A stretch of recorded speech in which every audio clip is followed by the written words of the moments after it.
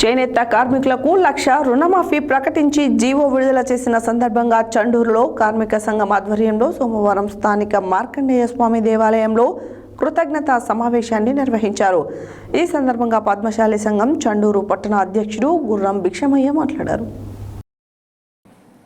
చేనేత కార్మికులకు 1,00,000 రుణమాఫీ ప్రకటించి జీవో విడుదల చేసిన సందర్భంగా చండూరులో కార్మిక సంఘం ఆధ్వర్యంలో సోమవారం స్థానిక మార్కండేశ్వర స్వామి దేవాలయంలో కృతజ్ఞతా సమావేశాన్ని నిర్వహించారు.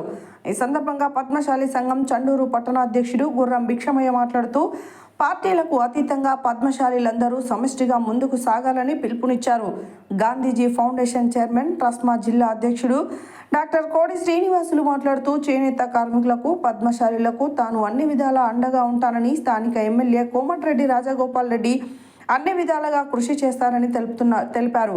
పద్మశాలీల కోసం కమ్యూనిటీ హాల్ నిర్మాణానికి కాంగ్రెస్ పార్టీ జిల్లా నాయకులు డాక్టర్ కోడి శ్రీనివాసులు 1,00,000 విరాళాన్ని ఈ సందర్భంగా ప్రకటించారు. ఈ కార్యక్రమంలో పట్టణ పద్మశాలి సంఘం గౌరవ అధ్యక్షుడు పులిపాటి ప్రసన్న, గౌరవ సలహాదారుడు కోడి గిరిబాబు, కార్మిక సంఘం ఉపాధ్యక్షుడు జూలూరు వెంకటేశం, పట్టణ పద్మశాలి సంఘం ఉపాధ్యక్షుడు పున్న ధర్మేందర్, ఉభయ దేవాలయాల చైర్మన్ రావిరాల నగేష్, పట్టణ పద్మశాలి సంఘం ప్రధాన కార్యదర్శి గంజి Srinivasulu, Chittiprolu Venkatesham, Sangepu Mallesh, Bolla Janardhan, Sangepu Srinivasulu, Tirandasu Anjaneyulu, CPS founder chairman Rapolu Prabhakar, chairman Cherupalli Krishna, Karnati Srinu, యువజన సంఘం అధ్యక్షుడు గంజి గంగాధర్, సిపిఎస్ గౌరవ సలహాదారులు ఏలె శ్రీను, సంగెపు శ్రీను, రావిరాల రాజు, అశోక్, భిక్షం మణికుమార్, రవి, భాస్కర్ తదితరులు పాల్గొన్నారు.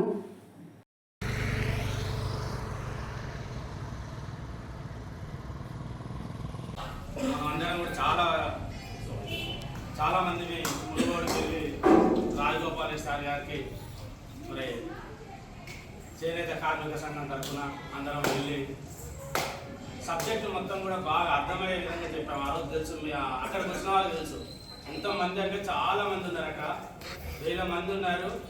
ప్రతి ఒక్కరికి ఎవరితో మాట్లాడినా 1 నిమిషం కన్నా ఎక్కువ టైం ఎవరికి ఇస్తలేడు, ఎంత పెద్దోళ్ళు పోయినా. అయినా కూడా మనం పోయి చెప్తే వీళ్ళందరినీ కూడా చంద్రుడు వాళ్ళని హాల్లో కూర్చోబెట్టేసాను. నేను హాల్లోకి వస్తా, అసలు సబ్జెక్టు మొత్తం కూడా పూర్తిగా తెలుసుకున్నా. అది పూర్తిగా తెలియకుండా ఏదో నేను చేస్తా పో చెప్తా పో అంటే అది సమస్య పరిష్కారం కాదు. వీళ్ళందరూ కూడా హాల్లో కూర్చోని చెప్పి మనల్ని హాల్లో కూర్చోబెట్టి అంత బిజీ షెడ్యూల్లో మీకు అందరూ కూడా తెలుసు 30 మినిట్స్ కన్నా ఎక్కువ, 30 అర్ధగంట కన్నా ఎక్కువ సమయాన్ని ఇచ్చి మన సమస్యలు కూలంకుషంగా విని ఆ రోజు నైటే నాకు ఫోన్ చేసి, నేను తుమ్మలాయసారికి ఫోన్ చేసేసాను ఆల్రెడీ సబ్జెక్ట్ మొత్తం చెప్పినా అని చెప్పి. ఎందుకంటే సార్ రాసుకున్నాడు, ఆ రోజు పేపర్లో రాసుకున్నాడు, సతీష్కి ఇచ్చింది, పిఎస్ సతీష్కి ఇచ్చింది. ఆ రోజు నైటే మాట్లాడినట్టుగా తుమ్మలాయసరావు గారితో మనందరూ కూడా తెలుసు. 3 రోజులు 4 రోజులకే థ్రిఫ్ట్ ఫండ్ మొత్తం కూడా అయిందనే విషయము అది తెలుసు. ఆ జనత కేవలం చంద్రుడు చేనేత కార్మికులనే జనతాపదంగా చెప్తారు. అదేవిధంగా నిన్న జరిగినటువంటి దానికి కూడా సార్ ఎప్పటికప్పుడు, ఎందుకంటే మునుగోడు నియోజకవర్గంలో పద్మశాలిలో ఎక్కువ ఉన్నాం, ఈ కులానికి ఫస్ట్ నుండి కూడా ఎంత ఇంపార్టెన్స్ ఇస్తున్నారని తెలుసు. కరోనా సమయంలో కూడా మన కులానికి ఇచ్చినటువంటి ఇంపార్టెన్స్ ఏ కులానికి ఇవ్వలేదనేది కూడా పద్మశాలీలందరికీ కూడా తెలుసు. ఎందుకంటే పద్మశాలి అంటే అతి ఇష్టం అని చెప్పి ప్రతి సమావేశంలో చెప్పేటటువంటి వ్యక్తి. అదేవిధంగా రాజకీయాల్లో కూడా నేను అందుకోసం వచ్చానని చెప్పాను. మరి మన వాళ్ళు రాహుల్ ప్రభాకరి, కృష్ణ, అట్నే చేనేత సహకార సంఘం వాళ్ళు మీటింగ్ పెట్టినప్పుడు కూడా బాగా మనకు లౌడ్ స్పీకర్ పెడితే చాలా స్పష్టమైనటువంటి మరి స్పీచ్ మనం విన్నాం. ఆ రోజు కూడా విన్నాం. అన్ని సమస్యలు ఎప్పటికప్పుడు ఒక సబ్జెక్ట్ ఉన్న వ్యక్తి రాజగోపాల్ సార్ ఆ సబ్జెక్టు మొత్తం కూడా ప్రభుత్వ దృష్టికి తీసుకెళ్తున్నాడు. కావాల్సిందంటే డెవలప్మెంట్ కూడా అదేవిధంగా అదే స్థాయిలో డెవలప్మెంట్ కూడా పనులు స్టార్ట్ అయ్యింది.